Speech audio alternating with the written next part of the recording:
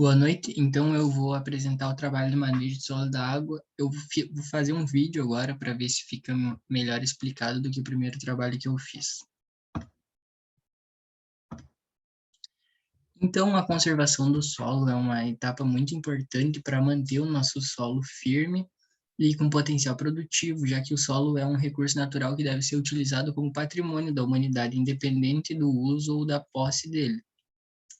E ele também é um dos componentes vitais do meio ambiente e constitui o substrato natural para o desenvolvimento das plantas. Uma das principais funções do planejamento e uso das terras é ter o maior aproveitamento das águas da chuva, tentando fazer com que ela fique infiltrada no solo e não escoa. Então, com isso, vai ter um aproveitamento melhor, evitando as perdas excessivas por escoamento superficial. E, tem que criar condições para que a água ela fique infiltrada no solo e não seja escoada. Então, o uso adequado, além de garantir o suprimento de água para as culturas, para as criações e comunidades, ela previne a erosão, evita inundações e o assoreamento dos rios, assim como abastece os lençóis freáticos que alimentam os cursos de água. Então, em virtude disso, a utilização de práticas conservacionistas é de fundamental importância no controle de perdas de solo e água em áreas agricultáveis, e isso propicia a maximização do lucro sem provocar redução da capacidade produtiva. A cada ano, a erosão ela arrasta toneladas de solo, causando graves prejuízos econômicos e ambientais, e até mesmo a perda de vidas humanas. Isso, além de comprometer a capacidade de produção vegetativa do solo, a erosão provoca o assoreamento e a contaminação dos recursos hídricos, acarretando no êxodo rural, enchentes, redução da capacidade de geração de energia hidrelétrica, aumento do custo para o tratamento da água e a perda da biodiversidade terrestre e aquática. Historicamente, a erosão ela vem causando perdas e inúmeros prejuízos à sociedade. Estudos arqueológicos apoiam que a teoria do Império Maia ela teve que migrar do seu território original após as suas terras serem destruídas pela erosão e sedimentação. Então, para manutenção do sistema conservacionista do solo, o fator mais importante é a proteção contra os efeitos danosos da chuva, que seria a condição básica para que ocorra essa proteção é a manutenção permanente da cobertura do solo dentro de um sistema de rotação. Então, a perda de solos férteis, a poluição de água, o assoreamento dos cursos de água e reservatórios e a degradação e redução da produtividade global dos ecossistemas terrestres e aquáticos, a água ela é o agente mais importante nas regiões de elevada precipitação pluviométrica, principalmente num solo revolvido e sem cobertura, que seria o principal problema de conservação do solo que origina a erosão. Então, a cobertura do solo ela é muito importante para evitar a erosão. Assim, o solo sempre ele vai ter uma proteção em cima dele e, além disso, a cobertura ajuda esse solo a se manter mais forte fisicamente, já que as raízes das plantas de cobertura, elas proporcionam a formação de poros e a melhoria nas características físicas do solo, facilitando a infiltração de água em vez de o escoamento.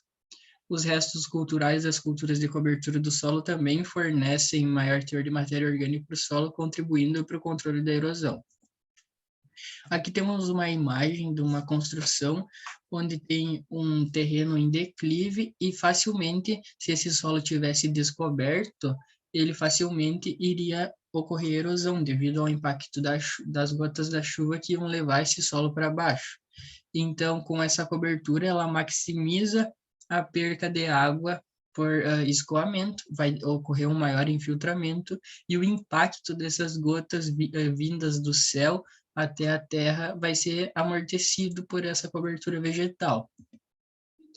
Então, essa construção desse galpão, se não fosse levado em conta esses princípios de conservação do solo, poderia facilmente ocorrer fissuras nas paredes e até mesmo rompimento das paredes devido à falha na conservação desse solo.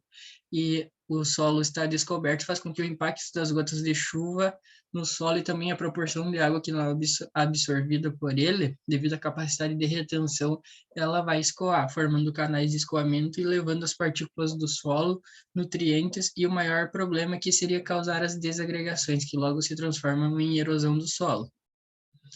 Então, na imagem dá para ver que o plantio de leivas de grama em toda a extensão do barranco faz com que esse solo seja mais resistente, por ter uma cobertura onde ele não fica exposto às intempéries, e essa cultura também ajuda na estruturação do solo, fazendo com que mais água seja armazenada, ocorra menos escoamento e também com que o impacto das gotas de chuva sejam amortecidos por essa grama. Aqui já seria um outro cenário, que o mesmo tipo de terreno, um terreno em declive, sem a cobertura, ele já sofreu muito com problema de erosão, porque a água não tem, esse solo não tem nenhuma cobertura onde vai absorver essa água ou minimizar o impacto. A água simplesmente ela escorre direto. Então, essa é a principal causa da degradação dos solos agrícolas, que ela consiste no desprendimento e arraste das partículas do solo ocasionada pela água da chuva ou irrigação. Então, nessa imagem é possível verificar o exemplo do mau uso do solo, que ocasionou numa erosão hídrica pela água da chuva, um local sem cobertura de solo para conservação. Os tamanhos dos canais de escoamento eles vão aumentando conforme ocorre o escoamento da água em dias de chuva, e o solo fica empobrecendo em questões físicas e químicas drasticamente, tornando-se mais difícil o processo para a recuperação desse solo. Então, a proteção do solo por meio de cobertura viva, ela utiliza resíduos orgânicos ou restos culturais, que são condições fundamentais para se evitar a desagregação do solo devido ao impacto das gotas de chuva e, consequentemente, o avanço do processo erosivo. Entretanto, mesmo em áreas onde esse manejo é adotado, a partir de determinada inclinação, a capacidade de cobertura do solo em dissipar a energia erosiva da enxurrada é superada, facilitando o arraste das plantas, restos culturais e de partículas do solo.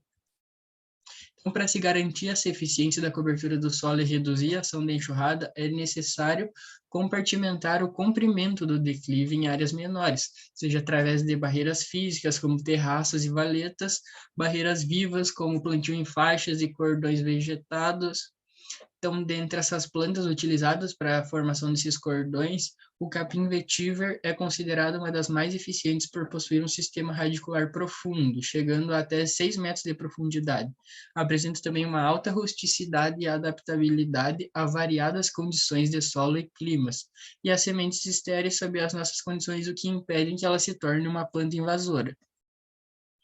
Então, aqui seria um exemplo de como fazer essas barreiras vegetais, que o solo fica mais firme pela ação das raízes desse capim, então superando o escoamento da água e fazendo com que não ocorra o rompimento dessa barreira e o deslizamento de terra.